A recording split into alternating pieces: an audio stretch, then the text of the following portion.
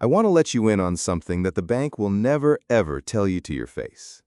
That friendly branch you walk into, the one with the smiling tellers and the warm greeting, will treat the exact same person in 5 completely different ways. And the only thing that decides which way they treat you is one single number: your balance. Not your character, not your loyalty, not the 30 years you have banked with them faithfully, just that one number sitting in your account.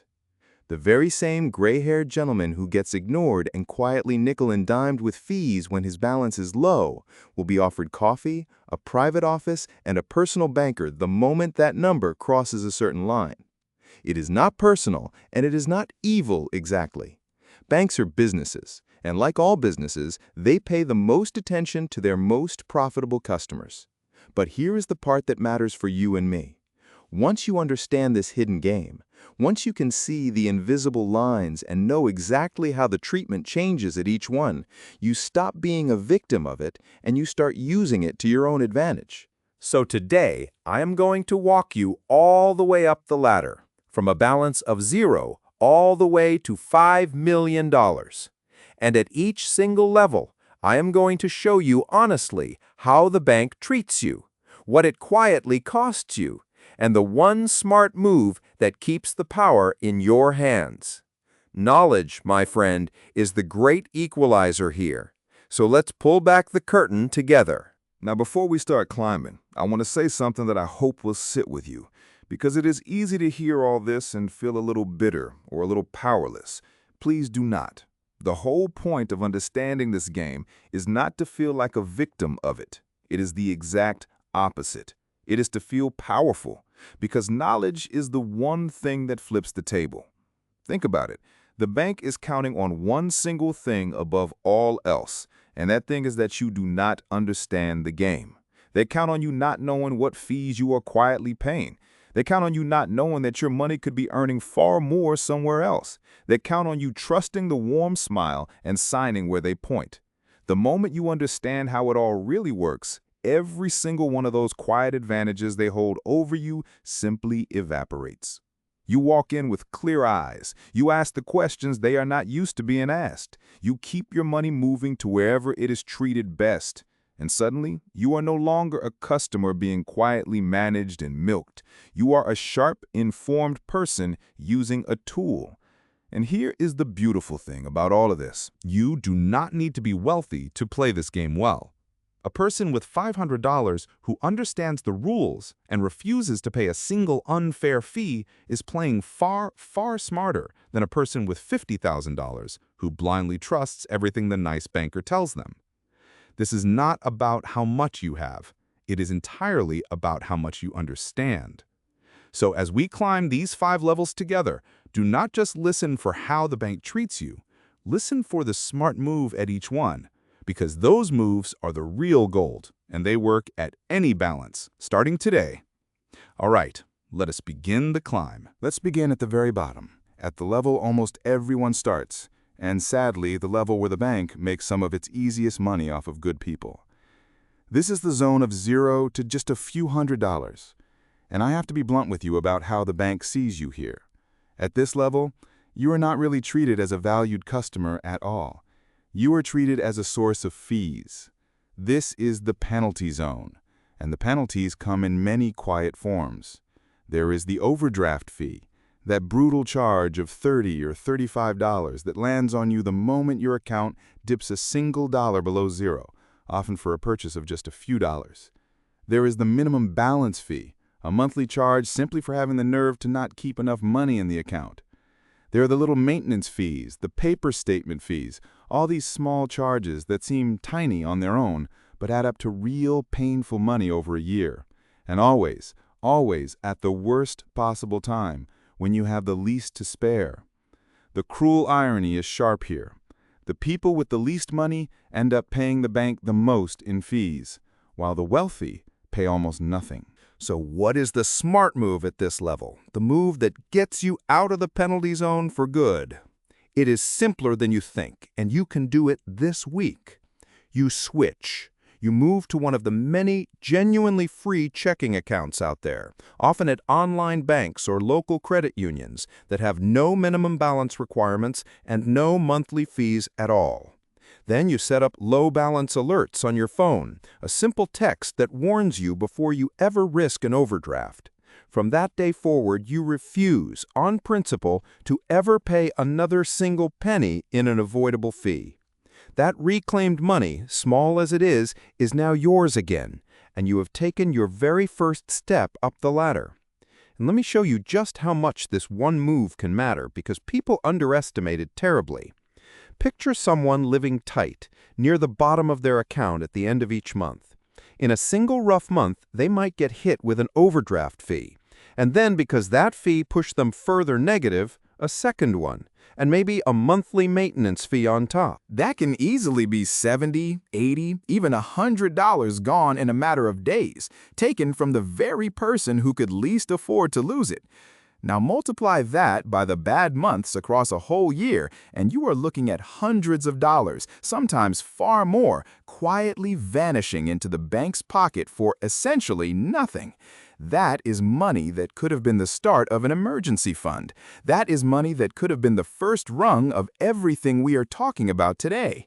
So this is not a small or trivial fix. For someone in the fee zone, escaping those penalties can be the single most valuable financial move they make all year, and it costs nothing but a little bit of paperwork and a firm decision to never be an easy mark again.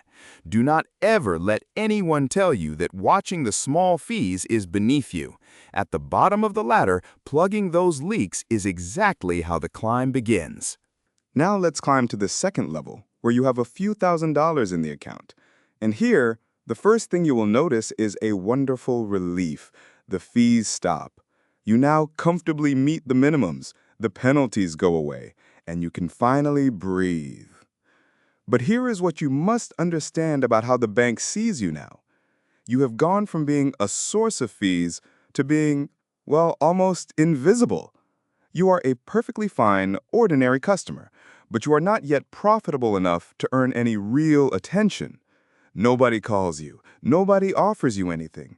And most importantly, the bank pays you almost nothing for the privilege of holding your money.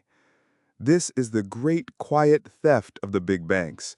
They will take your few $1,000s in savings and pay you an interest rate so small it is almost an insult, a fraction of a percent, while they turn around and lend your very same money out at much higher rates and keep the difference. You are being paid pennies for something worth far more.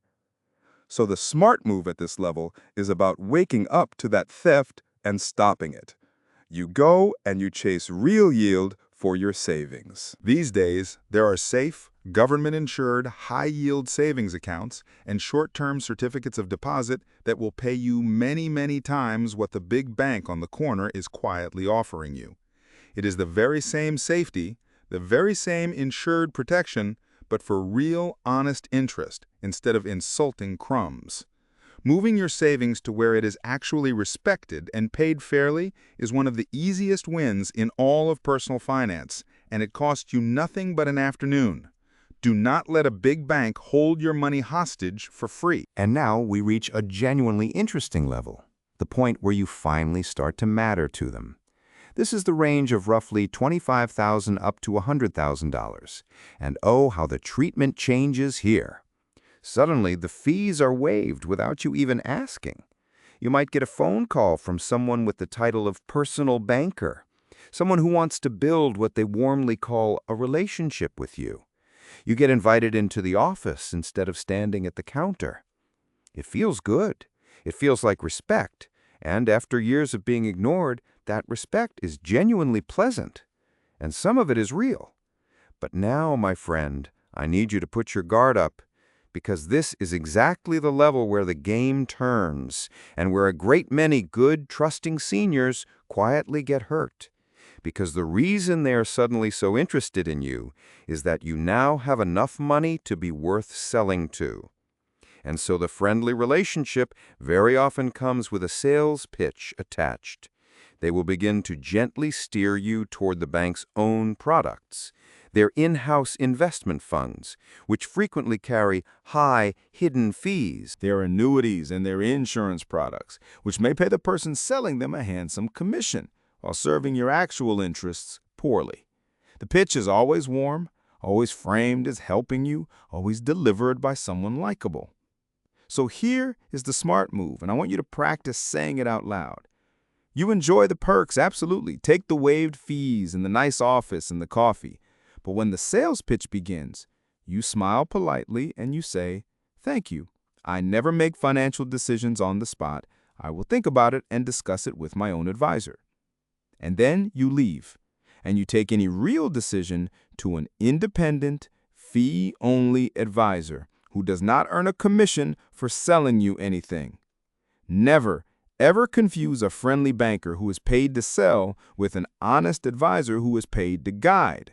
They are not the same thing, no matter how kind the smile. And let me give you a few specific things to listen for at this level, because forewarned is forearmed.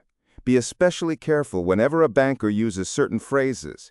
If they say a product is guaranteed, ask guaranteed by whom, and what are you giving up in exchange for that guarantee, because there is always a trade. If they mention their own bank's name attached to an investment fund, your antenna should go straight up, because in-house products are very often where the highest hidden fees live. If they push an annuity, understand that while some annuities are genuinely useful for the right person, they are also one of the most heavily commissioned products in the entire industry, which is exactly why they get pushed so hard on trusting seniors. And if they ever create a sense of urgency, saying, "This rate or this offer is only available today," that is one of the oldest sales tricks there is, and your answer should always be the same calm sentence: "I never decide today." A good, honest financial decision will still be a good decision next week after you have slept on it and talked it over with someone whose only job is to look after you. The bank's offer will still be there, and if it mysteriously will not be, then it was never a good offer in the first place. Remember, the warmth is real, the coffee is real, but so is the sales quota sitting quietly on that banker's desk. You can be perfectly friendly right back and still keep your hand firmly on your own wallet. Now we climb higher still, into the range of $250,000 up to a full $1 million. And here, you are no longer just a customer they are interested in, you are a customer they actively court. Welcome to what they call the premier tier, or the private client level. Now the treatment becomes genuinely impressive. You get a dedicated contact, a specific person whose job is to keep you happy. You get perks that are actually worth something, waived fees on everything, better rates on loans should you need them, faster service, and sometimes invitations to events or special offers. Parts of this are real and genuinely useful, and you should absolutely use them. But understand what is happening beneath the flattery. The more money you have, the more sophisticated the sales operation becomes. At this level, the products they steer you toward are dressed up in fancier language: wealth management, portfolio strategies, exclusive opportunities. But the underlying game is often the same. There may still be layers of fees, some of them well hidden, and there may still be a built-in conflict of interest, where the advice that is best for the bank is quietly not the advice that is best for you. The danger here is that the treatment feels so good, so flattering, that you let your guard down completely and simply trust them with everything. So the smart move at this level is discipline underneath the enjoyment. Use every perk they offer you, shamelessly, but keep your investment costs low. Ask hard and direct questions about every single fee, and never, ever confuse being courted with being well advised. Get a second opinion from someone with no stake in your decision. The flattery is real, but so are the fees, and you are the only one truly watching out for you. And finally, we reach the summit, the rarefied air of $1 to $5 million. This is the world of true private banking, and I will tell you, the treatment here is something to behold. It is white glove service in every sense. Everything is waived, everything is expedited, and you are made to feel not just valued, but important, part of an exclusive club. You get access, status, a team of people who know your name and your family. And much of this convenience is genuinely real and genuinely nice. When you have this much money, the bank truly does roll out the red carpet, because you are enormously profitable to them. But here is the final and most important lesson of our entire climb today, and it applies most of all right here at the top. At this level, the fees and the conflicts of interest do not disappear. They simply become better hidden, wrapped in luxury and relationship and trust. A small percentage fee that feels trivial when spoken aloud can quietly cost you tens of thousands of dollars every single year on a large balance. So the smart move at the very top is the same principle as everywhere else, only it matters more than ever. You demand complete transparency on every single fee you are paying, in plain dollars, not just percentages. You insist on genuine fiduciary advice from someone legally bound to put your interests first. And above all, you remember the one truth that the plush offices are designed to make you forget. You hold the power here, not them. They need your business far more than you need theirs. And if they will not be fully transparent and act in your genuine interest, you can and should walk your millions right out the door to someone who will. So let me tie this whole climb together for you now, because there is one single lesson running underneath all 5 levels, and I want you to carry it out of here with you. The bank's warmth toward you is almost perfectly proportional to your balance. The smile gets bigger as the number gets bigger. And that means you must never, ever mistake friendliness for good advice. A kind banker with a sales quota is still a salesperson, whether your balance is $500 or $5 million. So no matter what level you are on today, the rules of wisdom are exactly the same. Always know precisely what fees you are paying and refuse to pay the avoidable ones. Make your money's size work for you by chasing honest yield and demanding transparency rather than letting the bank quietly work it against you. And keep your important financial decisions in the hands of someone who is paid to guide you honestly, not someone who is paid to sell to you. Do that, and you flip the entire game.